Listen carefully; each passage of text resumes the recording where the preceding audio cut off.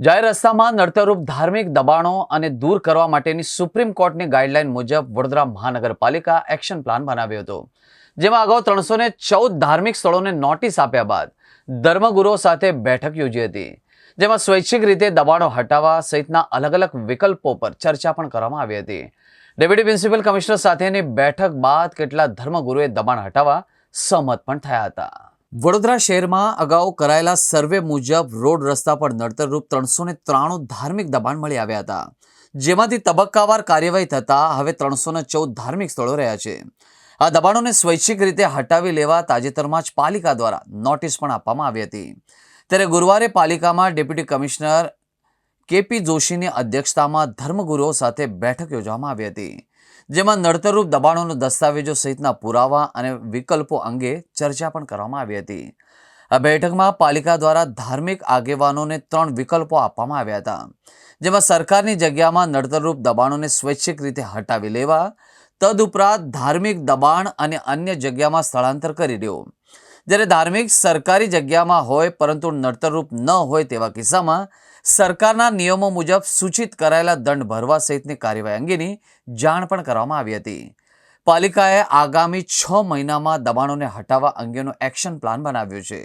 આ બેઠક બાદ ધાર્મિક સંસ્થાના આગેવાનો તેમજ ધર્મગુરુએ પોતાના ધાર્મિક સ્થળના દસ્તાવેજો રજૂ કર્યા હતા. જોકે કેટલાક આગેવાનોએ સરકારી જગ્યાની માંગ સાથે સ્વૈચ્છિક દબાણો હટાવવા સહમતિ દર્શાવી હતી. મળેલી બેઠક બાદ ઝોન લેવલે પણ ધર્મગુરુઓ સાથે આગામી દિવસોમાં બેઠક યોજાશે.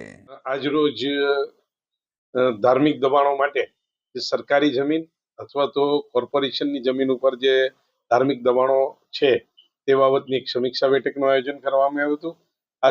આ સમિતિનું ગઠન સરકારશ્રીની સૂચનાથી જ કરવામાં આવેલું છે.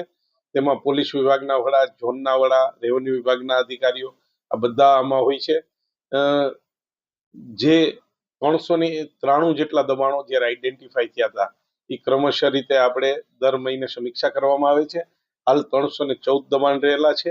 આ 314 દબાણમાંથી આજે દરેક અધિકારીઓને ફરીથી સૂચના આપવામાં આવી છે કે આ જે દબાણો છે એ દબાણો વહેલામાં વહેલી તકે 3 પ્રકારની એમને પસંદગી આપવામાં આવી છે.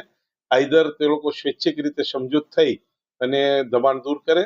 નંબર 2, તેઓ આ જમીન છે એને રીલોકેટ કરે, એટલે કે કોઈ સંસ્થા દ્વારા આ જમીનો વેચાતી અન્ય ખાનગી જગ્યાએ લઈ અને ત્યાં એટલી જ માન સન્માન અને ધાર્મિક લાગણીથી આને રીલોકેટ કરે.